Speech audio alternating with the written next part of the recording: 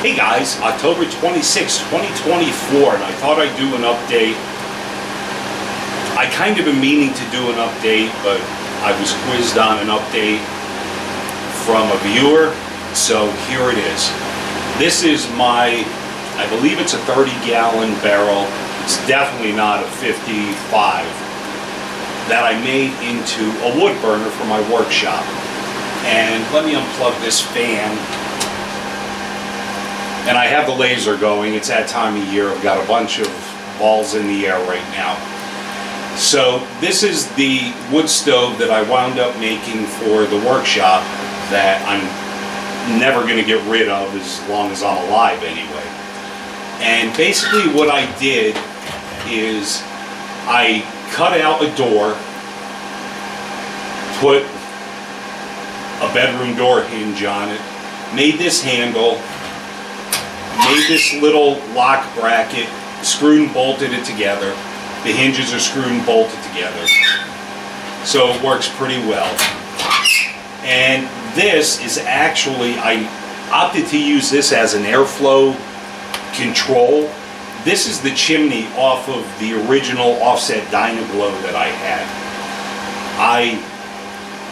Long story short, this is what I did. I cut a hole here, bolted it down, sealed it up, and this lever controls the airflow.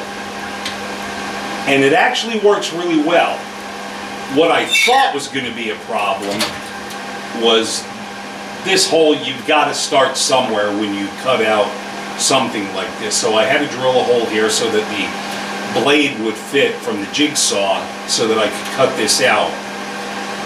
And I thought that I was going to have too much airflow, but that's not really the case. I can dampen it down really, really well, and the flames will all but go out, and it'll smolder unless you open this. So I'm really happy with how this is working out. And if you didn't see the first video that I made on this, I filled it up about 4 inches with playground sand. I bought a couple of bags of sand at Tractor Supply, and just to keep the bottom from getting too hot and melting and whatever the case may be. Right now it's like 51 degrees out. In the shop it's 70, and you can see I have a small fire going. I have nothing roaring. I bought these pieces of steel, one here and one here, at our local hardware store, and that's just basically a heat deflection to keep it off of the walls. And knock wood, it's been working perfectly. So I bought this cheap fan at Walmart, screwed it to the wall. It's got a little bit of space behind it because it's in the corner, and that's what blows the hot air into the shop. And I don't have a switch, I just plug it in when I'm using it. And it's been working really well. Up here I have this, it's from an old gas range that we had that I put on top of here, and I put my coffee mug. I have a steel coffee mug that I set up here to keep my coffee warm. If I want to melt wax or whatever project I'm working on, this keeps it off of direct heat. There's an airflow underneath, and it works out really well. Believe it or not, my chimney that runs through the wall and outside is only 3 feet tall. And I don't have an issue with smoke in here.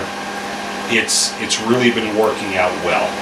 And the overall dimensions of this, you can easily fit a 17-inch log inside of this. And it's 29 inches tall, and the overall is about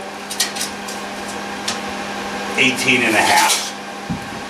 So a 17-inch log, you can fit it in there. I usually cut mine into smaller pieces, and it's been working out great. I have 0 complaints. It was super cheap. I don't remember what I paid for this drum. It was from a local Facebook ad. And the hinge and this, I don't have a lot into it.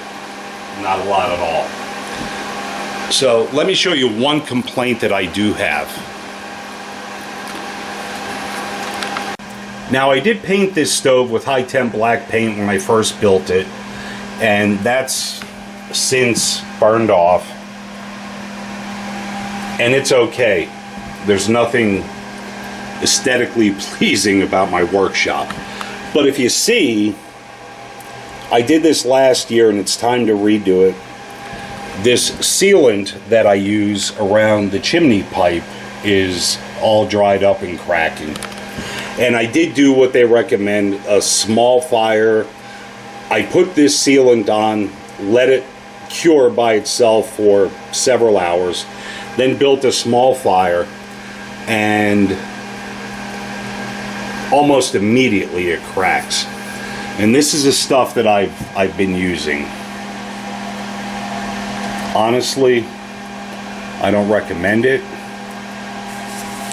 And on the other side's in 2000 Fahrenheit. But you know what? I don't think this stove has been up to 2000 degrees. Nothing's warped, bent, melted. So I've got to find something that will seal this up that I don't have to replace every so often.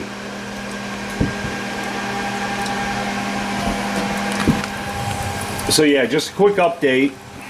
And this thing has really, really, truly been working very well, especially since the addition of the fan. It just circulates the warm air through the shop. And I was out here last week, I think it was 28 degrees. And with a fire this size, which is nothing to talk about, it was a little over 60 in here. And I know from experience last year when I had a roaring fire go and it was like 4 or 5 degrees out, it was still over 60 degrees in here. The sand at the bottom is a definite. It keeps the heat from going through the floor.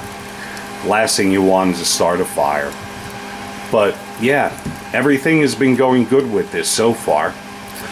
And like I said, I was really concerned about the gaps up here as far as being able to control the airflow. But it's really been working out well. And I can shut it off completely down here in that position, or I can open it up all the way like that.